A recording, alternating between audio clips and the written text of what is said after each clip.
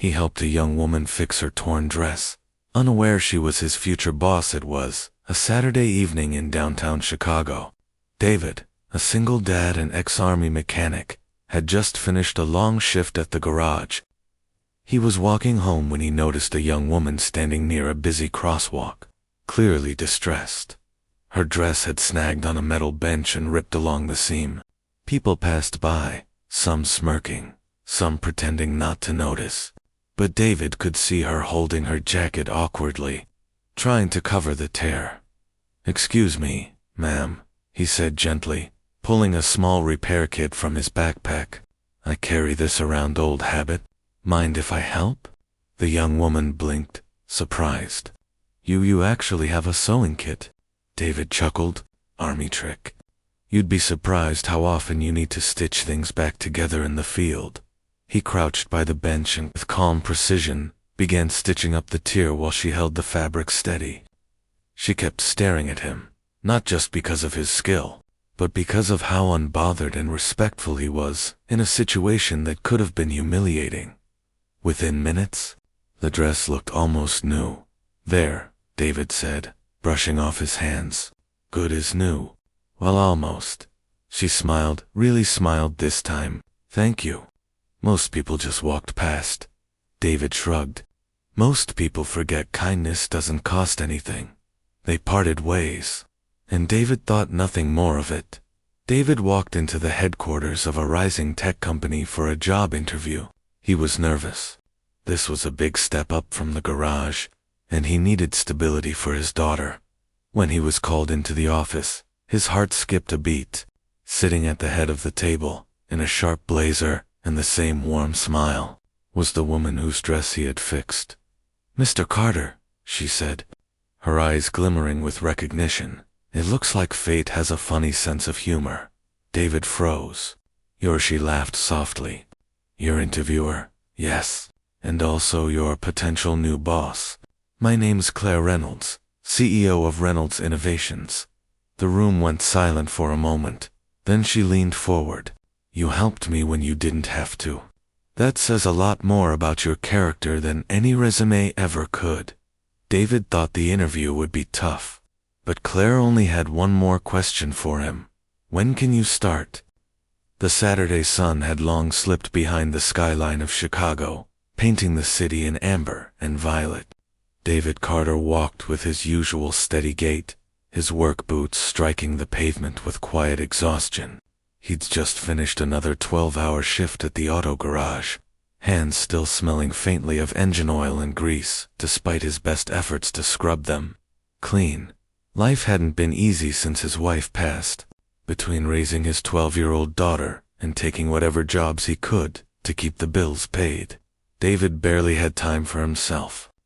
Yet beneath the fatigue was a man who still held on to something rare in the city, an instinct to help others when he could. That instinct kicked in when he noticed her dot at the edge of a busy intersection stood a young woman in a pale blue dress, her posture tense. The hem had torn badly, exposing more than she was comfortable with. She clutched her jacket to cover herself, but anyone walking by could see her discomfort. Some passers-by smirked. Others whispered, but no one stopped. David slowed, then approached. "Evening, miss," he said softly, not wanting to startle her. "Looks like you caught the bench on the way out." She turned sharply, eyes wide, then softened when she saw him. "Yes, it ripped. I don't know what to do. I've got an event to get to." And she trailed off, frustration heavy in her tone. David reached into his backpack. "Don't laugh, but I've got a sewing kit in here. Old Army habit.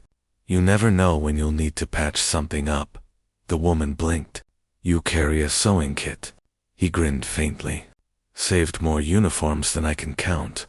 Sit down a second, if you're comfortable with it. I can fix this in a minute."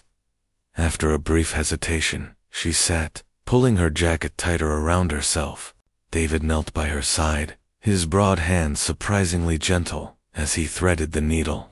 His fingers worked with calm precision, stitching the fabric back together in clean, practiced motions. "You've done this before," she murmured, watching him. Plenty of times, he said, though usually it was fatigues, not dresses. She laughed softly, despite herself. Well, you're saving me tonight. Thank you. Within minutes, the tear was gone, replaced with a nearly seamless repair. David tied off the last stitch and sat back. There you go. Not perfect, but it'll hold. She stood, smoothing the dress. It looked almost new. It's more than I could have hoped for. David nodded, standing to leave. Take care of yourself, miss. She hesitated, as if wanting to say more. But he had already walked into the crowd, disappearing into the hum of the city. David adjusted the borrowed tie at his neck as he waited in the sleek glass lobby of Reynolds Innovations. The company was young, but already making waves in the tech world. This job meant everything: steady pay, benefits, and a chance to give his daughter more than just the basics. Mr. Carter, the receptionist called. He stood quickly. Yes, ma'am.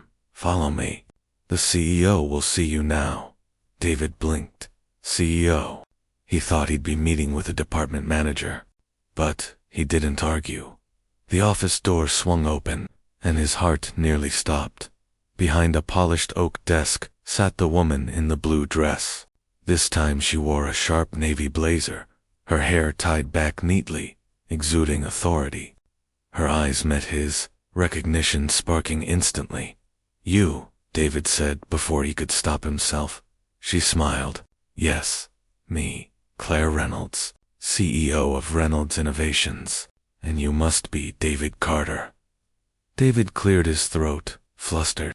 I didn't expect this. Neither did I, she said warmly. But I'm glad. Sit, please. He obeyed. Still stunned, Claire leaned forward. When you helped me the other night, you didn't know who I was.